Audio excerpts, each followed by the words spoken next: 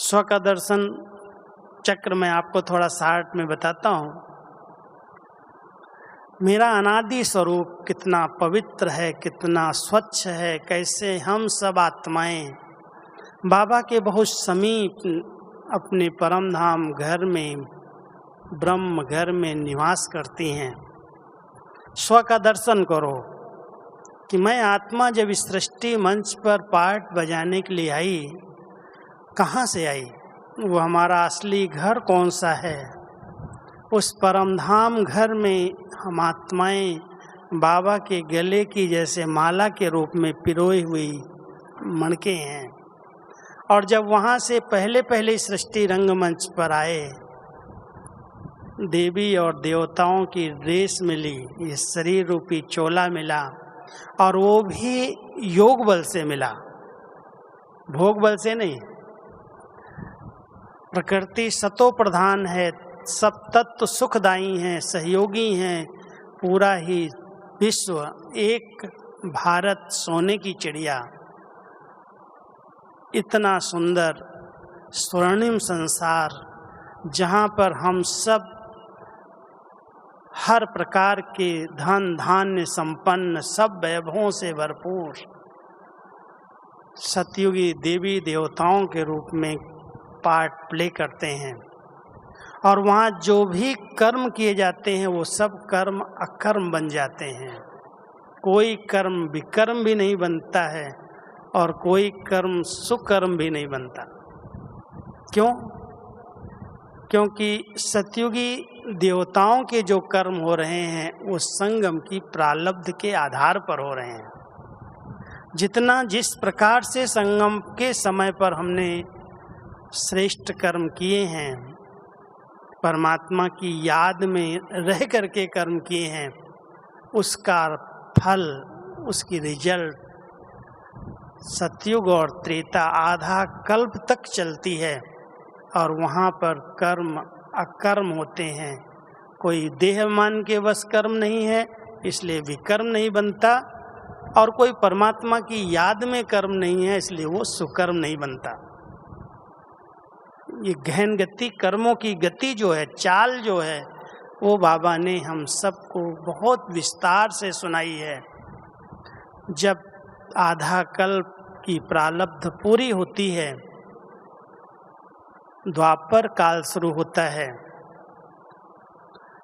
कलाएं कम हो जाती हैं, लेकिन उस समय भी इस समय की प्रारब्ध, इस समय की पवित्रता के आधार पर संगम पर जिन आत्माओं ने अपने आप को संपूर्ण पावन बनाया, जो एक व्रता होकर के अव्यभिचारी याद में रही हैं, भक्ति काल के अंदर उनकी मूर्तियों द्वारा हर आत्मा की मनोकामनाएं पूर्ण होती हैं। हम सब इतनी पूज्य श्रेष्ठ आत्माएं बनती हैं। सतयुग और त्रेता में चैतन्य देवी देवता के रूप में पूज्य हैं। द्वापर और कलयुग में हमारी जड़ प्रतिमाओं के आधार से सब दर्शन करके प्रसन्न होते हैं। हमारे पूज्य स्वरूप से कितनी आत्माओं की मनोकामनाएं पूरी होती हैं। इसलिए गिरावट के उसकी स्मृति में नहीं रहना कि हम गिरेंगे, पतित बनेंगे, दुखी हो जाएंगे। बाबा कहता, बच्चे वो तो खेल की रीति से पार्ट बजाओगे, लेकिन जो देहमान के कारण कर्म करोगे वो कर्म विकर्म हो जाएगा, पाप कर्म हो जाएगा। दान पुण्य किया, उसमें भी विकर्म बन गए।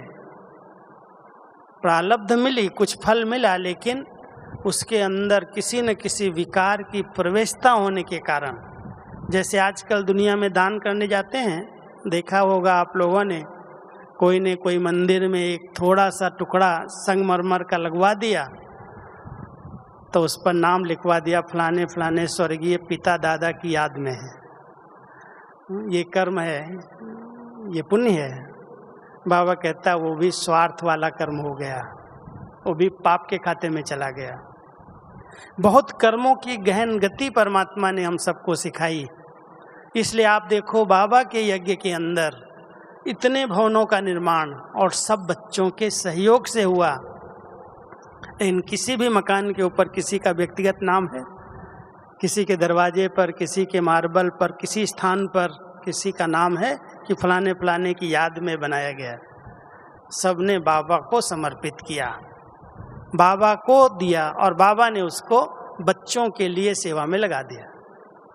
इसलिए ये कर्म श्रेष्ठ कर्म बन गए, विकर्म नहीं बने।